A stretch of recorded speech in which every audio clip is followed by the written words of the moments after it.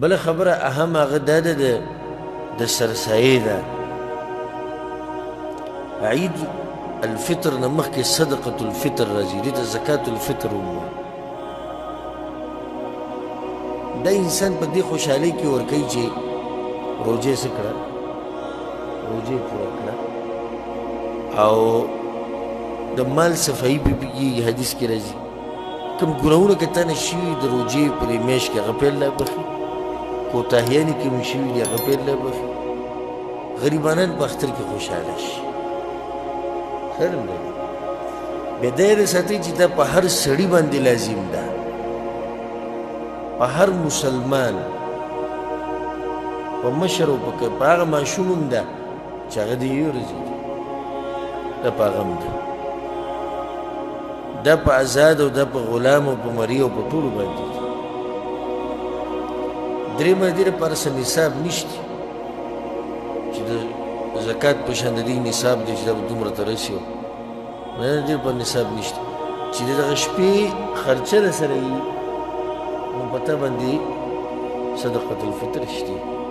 بعض راشي سړی حیران شي ما باندې چې قرضې ډېرې او دغه ډېر، نو دا خو ضروره 2.5 کیلو دی، یعنې په تا دومره قرضې دي چې 2.5 کیلو نشي ورکولی. ځان خلاصول د دې عبادت نه. نور په دغه شپه د اختر په دې شپه چې دا بس په دې فلمونو کتو باندې کومې پیسې ورکوي او په نشو تماشو څومره پیسې ورکوي په هغې باندې دومره زکات د فطر ویسته کېږي چې ته پوه شې مه کوه. زده که نه ده، خو چې کله خبره ده الله د دین راشي اوس دی بانې لټوي، کله ویدیسي او کله ویدیسي. ها د یو سړي سره څه نشتي، خرچه مرچه ورسره نشي، بده نشتي. بله مسله دا صدقة الفطر دا به نقدن نه وباسي، دا په نقدو کې نه وځي. ګورئ دا د امام شافعي، امام مالک، امام احمد بن حنبل او څومره د حدیثینو علماو چې علما چې د محدثین دغه ټولو اجماع ده په دې خبره باندې چې دا به لازم خوراک ورکوي. بعضو علماو دا خبره کړې د نقدو ده، هم بې دلیله خبره کړې ده، کمزوري. څه دلیل دی په دې باندې چې دا به خوراک کې ورکوي؟ حدیث عبدالله بن عمر او ډېرو کتابونو د حدیث راغستی دی چې پیغمبر صلی الله علیه وسلم موږ ته دا ویلي دي چې تاسو به صدقة الفطر 1 صاع ورکوئ. 1 صاع تقریبا 2.5 کیلو خوشه جوړېږي.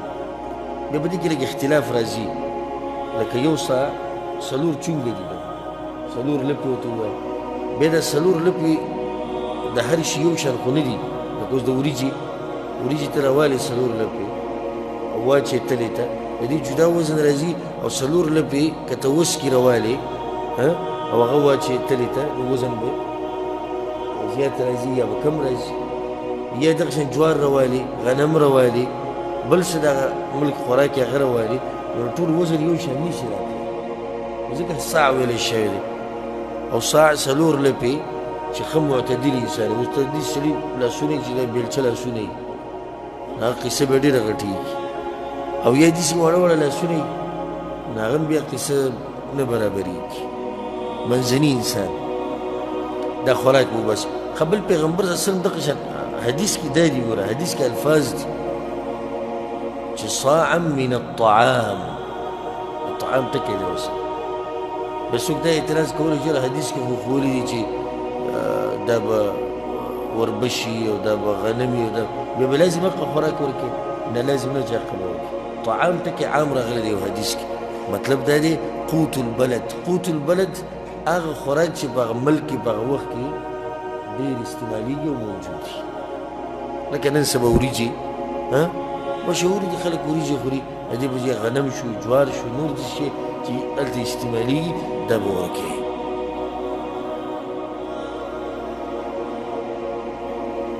د بعضو سره دا اعتراض دی او شبهه ده، وایي په دې خو په دې غریب نه مالداره کېږي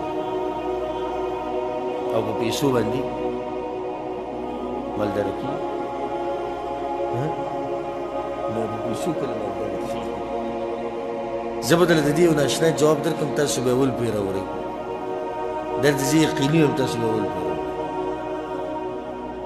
دا ډېر ناشنا جواب دی او ما هم د اوسه پورې چې دا جواب نه دی کړی، زه یم اول پرې. صدقة الفطر د دې دپاره نه ده چې ته پکې غریب مالداره کړې. صدقة الفطر معنی دا ده چې د اختر په ورځ د دې غریب په دې کور کې دا چوله چې کومه ده دا ته وچلئ. لکه ته به ته داسې ووایې د شپې دا روټۍ دا په ما شو، د شپې روټۍ په چا شو؟ په ما شو. مېلمانه راځي دا په ما شو. اوس دا کوم غریب چې ستا په دې کلي کې اوسېږي د ده خوا ته هم خلک ځي راځي او دی غریب دی. څه ورسره شتي چې پاخۍ کړي؟ هېڅ نشتي. یو قسم ته ورته ووایې وایي دغه خوراک په چا شو؟ په ما شو. نو خوراک ورته تا ورکو، بل ورکو، بل ورکو، نو د اختر هغه ورځې مزېدارې ووتې. اوس ورسېدو دا د دې دپاره دی. صدقة الفطر دې دپاره نه ته به غریب مالداره کې ښځه صحیح شو ځه ته مالداره کې او ښته چې نه زه پیسې ورکوم. سوری دی دلته تقریبا سوری له جوړېږي 18 له جوړېږي. په 18 له جوړه پیسې روونه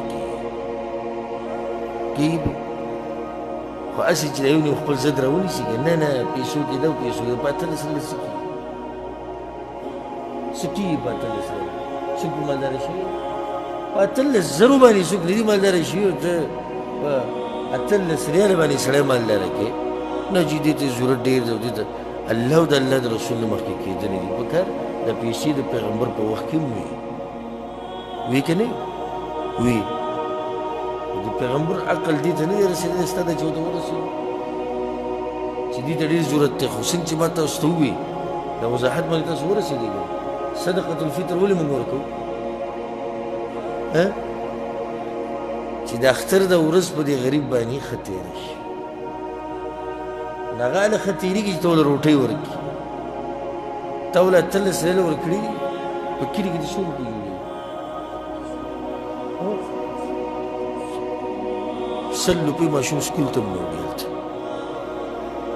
نن سبا چې ماشوم له 100 روپۍ ورکړه ګزارې کوي نه ته 100 روپۍ هغه له ورکړه په 100 روپیو څه کېږي؟ څه دې کېږي؟ خو کله چې تا 3 کیلو وریجې ویوړې ډېر کار یې پوه شو، ډېر کار یې پوه شو. سهار له به پخېږي، ماسپښین له مېلمانه راځي هغو مخې ته به کېږي، د شپې به ځان له وخوري. یو څو ورځې خو به د چوله روانه شي. خو دا خېټه اهم وه که د 100 روپۍ ورکول اهم وه؟ خېټه اهم وه که ذهن پې ستاسو کولو شو که لا بند دی؟ نو کومو چې ورکړي دي یا یو علاقه کې یو عالم فتوا ورکړي او عوام خو غریبانان د عالم په فتوا باندې عمل کوي، نو هغوی صدقه صحیح ده. خو دا مسله موږ د هغه چا لپاره بیانوو چې خبرې شي، چې خبرې شي بیا به داسې طریقه کې او چې څو پورې خبر نه او یا د یو عالم په فتوا روان دی او په هغه باندې ښه ګمان کړی دی، د غریب خو پخپله نه دی خبر، نو صدقه یې څه ده؟ صحیح ده انشاءالله. او د مسلې ذمهوار هغه مولوي صاحب دی. غوره دا دی چې دا صدقه د اختر په دې شپه ورکړی شي، دا ټوله غوره طریقه ده. بلکې علماو یو ډېره غوره خو دا دی چې د اختر د لمانځه نه مخکې ورکړي، یعنې سهار لمانځه نه بعد او د اختر نه مخکې، ساخت لمانځه نه مخکې، دا ټوله غوره وخت. خو دې کې مشکل دی، دې کې سړی اکثر غریبانان چاته نه معلومېږي، الا دا که چا داسې ځان ته په نښه کړي چې پلانې دی او پلانې دی او سهار لمونځو کې او بیا ځان سره ډایرېک راوالي او د پلاني او د پلاني کری کوز کړي، نو هغه بیا صحیح دی، دا غوره وخت. دې پسې بیا غوره وخت هغه بیا دغه شپه ده، د اختر ده شپه، لکه چې که نن بالفرض د اختر شپه وي چې نور ډوب شو، بس دا غوره وخت دی د سحر د هغه اختر د مانځه پورې. بیا درېیمه مرحله هغه دا ده چې ته د اختر نه یو ورځ دوه مخکې ورکړي، جایز دي. عبدالله بن عمر روایت نور صحابه کرامو نه هم ثابت دي، د انسان ورکولی شي. ورځ دوه مخکې کې څه خبره نه ده، د هغې نه مخکې کول دا نه دي جایز، هغه بیا صدقة الفطر نه حسابېږي. لکه اوس یو سړی دی په شلم رمضان یې صدقة الفطر ورکړو قبوله شو نه ده دا صحیح نه ده بیا به ورکوې دلته بله مسله وکیل جوړول وختي ده جایز دي لکه داسې زموږ دا خلک اکثر دلته دا کوي چې پیسې مثال کې به په 10 رمضان ولیږي په 10 ولیږي په دې بجې خوراک والی ور به یې کوي پیسې لیږل جایز دي تا یو کس وکیل کو هغه دې خپل زوی وکیل کو که ورور دې وکیل کړی او که ملګری خو دغه وکیل به یې که ډېر وختي وباسي د اختر نه ورځ به مخکې دي وباسي خو د هغې نه مخکې نه شي ویستی دا چې دې ځای نه ولیږل نو په دې دې نه لیږلي چې اوس به صدقة الفطر وباسي په دې دې ولیږل چې دا واله او چې کله وخت راغی نو بیا یې وباسه نو دا څه دي دا جایز دي والعلم عند الله بس پکې له دا خبره کوي دوی له خوراک مور کو دوی بیا خرڅوي نو ستا پکې بیا څه کار دی وسلی د کوره پورې زغلی خو پیسې دې ورکړي نو بیا پکې ته کار څه نه ساتي دا یو نو سړی چاله څه دي چې شی م ورکړي صدقه م ورکړي وخت به څه کوي اکثر د خلکو مخکې وایي څنګه دغه هغه چوغتې جوړه کړي که نه هغه نصیر الدین مولي و که کوم هغه کیسې چې مشهور دي هغه وایي چې د چا له چوغه ورکړې وه نو بیا هغه سړی په مجلس کې ولیدلو یا چا ورله چوغه ورکړې وه چې په مجلس کې ولیدلو چې ډېر خوند به پوره کړي د هغې ده که نه هغه ما چې در کړې وه هغه ریو په شرمونو وشو چې راووتو یاره چوغه دې والوي والوي د خولې نه څه پرته واخلي اشتیا رزقي دیږي هغه ورته وایي زه بس خبره د شي د بیده کوم د سر خطا کېږي بیا چې د بل ځای کې څه پروګرام و بیا دوی ور مخامخ شوي دي او سمه ګڼم مولانا صاحب ماشاءالله زه نه یم چې دا هغه ده هغه ما چې در کړی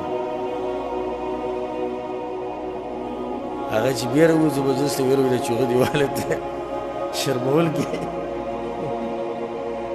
هغه ته چې بس زه خطا شوی یم انسان ته د خولې نه الفاظ وځي چې د بل درېیم پر لوی بیا څه ځي کې میلاو شي دا چوغه هغه اچولې وه چې دې چې ورته کتلي دي هغه ورته هم بد بد کتلي چې بیا څه ونه وې بلکل نه یم چې دا هغه دغه ما چې در کړې ده اوس مې بلکل توبه کړې ده هغه شعر هغه صاحب په تلویزیون لري غرق کړ چوغه دې چې چوغه نه وه موږ دې په شرمونو وشرمو نو یو نیم سړی که د سره ښه وکړي بیا به دې پیچي کي باغخو باندې څنګه مزه یې وکړه او داسې وکړي تا چې یو سړي له صدقه ورکړه دا جمع شوه د الله سره جمع شوه د چا سره د الله سره بس اوس خبره پرېږده او الله سره چې دې څه جمع کړو او هغه د آخرت بینک ته دې ور واچول که نه بیا داسې رب سره دې کېښودو چې الله سوي وما تقدموا لأنفسكم من خير تجدوه عند الله تاسو کې چې یو سړی څه خیر لګي مخې ته یعنې قیامت دپاره څه کوي دا هر څه به وي تاسو د الله سره ومومئ په آخرت کې دا هر څه به هلته وي ګوره حدیث کې درځي پیغمبر صلی الله علیه وسلم وایي ما د خپلو امتیانو دا تلې کتې نو په بعض نیم تله کې مې هغه لشه بلکل هغه لرګي هغه معمولي چې په نظر نه راځي او یو قسمه لشتې جوړه شي ستن تې جوړه شي هغه پکې هم پرته وه چې د چا راغستې د جومات نه بهر ګزار کړی هغه هم په تله کې پرته وه الله وله اجر کې ورکوي داسې تله نه بیا د الله سره ته چې څه وکړي څه چې دا د رب العالمین سره دي همون سره بخاري په دوره کې یو حدیث تېر شو څه ته یاد دی ډېر ناشنا روایت چې یو سړی صدقه وکړي الله یې چې په ښی لاس قبوله کړي بیا څه کوي بیا ول الله ساتي ساتي لکه څنګه چې تاسو څه ساتئ څنګه چې تاسو د اس بچی ساتئ دا ول الله ډېرې ډېرې د غرونو په شان شي وایي دی چې د قیامت په ورځ راشي وایي چې یالله دا خو ما نه دي کړي وایي دا هغه ده که نه هغه تا چې هغه معمولي نیمه کجوره دې ورکړې وه یا د کجوري دانې دې ورکړه د کجوري د دانې نه خبره دومره روانه شو د بعض مسلې وي د څه شي صدقة الفطر ها صدقة الفطر په خپلو خپلوانو کول ډېره غوره د دې نه چې ته په پردو کې